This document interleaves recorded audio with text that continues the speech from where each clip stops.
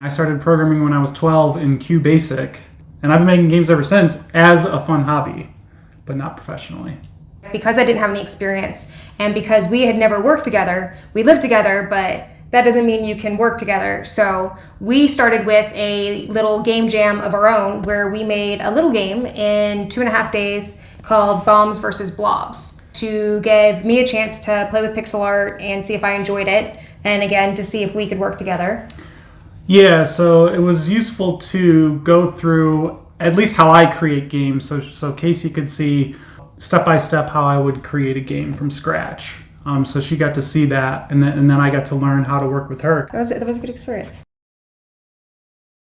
So there's different ways you can make games. Some people start with maybe a feeling that they have, or maybe they start drawing scenes and they get really inspired by scenes.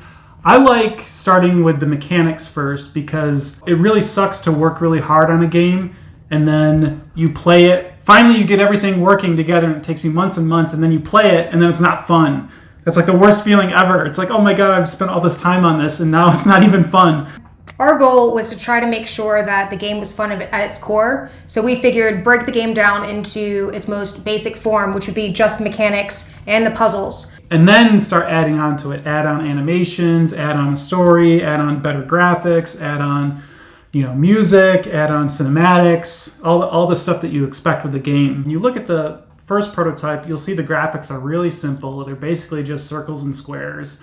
But the essence of the game is there, right? You still have this grid that you're moving on. There's no animation, but when you hit the arrow, your character teleports and pushes objects, and there's holes that objects can fall into, and there's water that we later change to sludge that is pushing other objects. So getting all that logic down and making the puzzles was sort of the goal of the first prototype. So once we did the first prototype to establish, yes, we had fun game mechanics, fun puzzles, then the second prototype was to prepare for writing the final game in assembly. And the main purpose was that because you were still getting used to writing in assembly.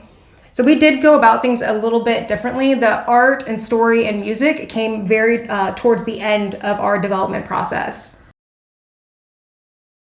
Writing in assembly is not required for retro games. It's just a choice that we made. From the beginning, I wanted to write the final game in assembly, but I had never written a game in assembly. For the people that are not so familiar with programming languages, there's different levels. So you have higher level languages, which are easier for humans to work with.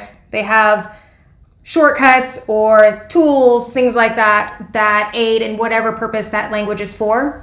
But as you go lower and lower in the levels, it gets closer to machine languages. A non-programmer analogy would be if you're working in a higher level language and you're building something, it's the more tools you have in your toolbox. The lower level language, it's the less tools. In assembly, you only have, on ARM, there's 16 registers, which you could think of as kind of like variables. You only have 16 variables to work with.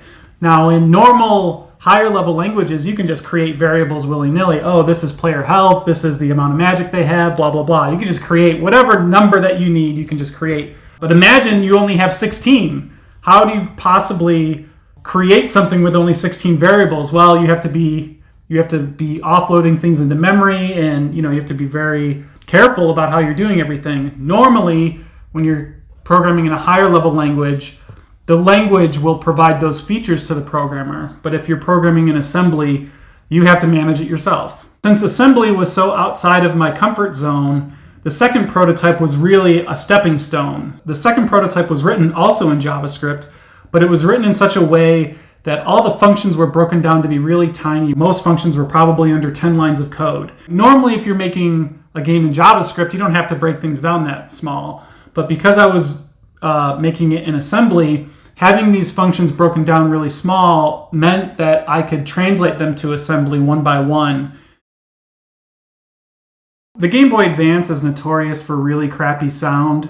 It's complicated, but the short version of the story is that because the cartridges are so small, most people who develop games for the Game Boy Advance end up compressing their sound a lot.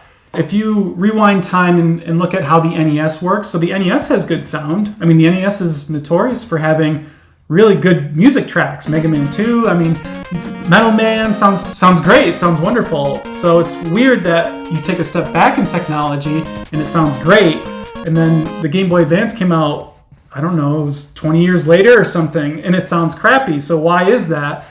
If we use similar techniques to the NES, then we can get still a high quality of sound and not take up a lot of space. So Inky and the Alien Aquarium synthesizes the sound, very similar to how the NES did. Now the NES did it all in hardware, and I do it all in software, but still the spirit is kind of the same. And that allows us to have really high quality sound. It's actually higher quality than the NES, and not take up a bunch of storage space. An easy way to say what he did is, rather than putting the full songs into the game, is he made a little tiny instrument that played the songs. So rather than having to store the music, he could just store the sheet music, would be a way to put it. Right, exactly. So part of what gets stored in the game is a bunch of note data, which means this C note was hit, this A sharp note was hit, the C note was released, stuff like that. And then the software will synthesize the waveform from that information. It knows it knows how many times a sine wave needs to oscillate to make a C note. So, it's a lot of math, but I like that sort of stuff. It's fun. Yeah, sounds good. I think it sounds good. I like it. And if you want to learn more about that, or just press buttons and maybe hear the difference, Sean made a demo, and we'll put a link to that somewhere.